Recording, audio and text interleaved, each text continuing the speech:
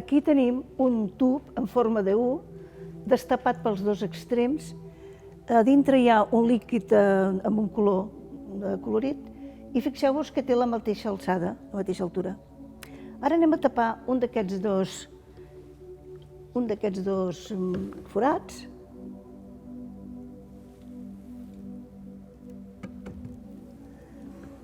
I que està connectat amb un embut, i anem a fer petites pressions sobre aquest embut. Observeu que el líquid es desplaça cap a la banda que no està tapat. És a dir, que si faig pressió, el líquid em detecta aquests canvis de pressió. La pressió que faig sobre aquesta goma, sobre aquest plàstic, i la pressió atmosfèrica, la pressió que entra per dintre d'aquest tub d'aquí. Bé, ara anem a submergir aquest embut, el anem a posar dintre l'aigua i observeu què passa. També al posar-lo dintre de l'aigua, el líquid de la banda del tub destapat va pujant.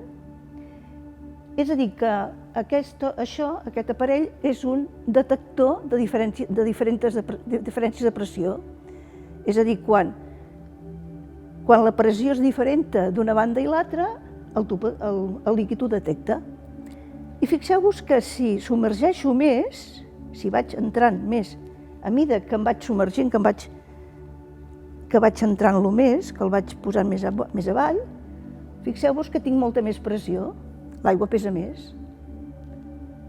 A mida que surto a la superfície, abans de posar-lo, no detecta pressió. A mida que el vaig introduint, va pujant el líquid i puja més quan més fondo poso l'embut. I tant més que el posi vertical com que el posi de costat, més ben igual. Ara, si mantinc la mateixa altura, llavors a la mateixa altura, fixeu-vos que encara que el giri cap a una banda o cap a l'altra, tampoc es mou. És a dir, que la pressió depèn de l'altura i és en totes direccions, tant a la dreta com a l'esquerra, com girat cap amunt, girat cap avall.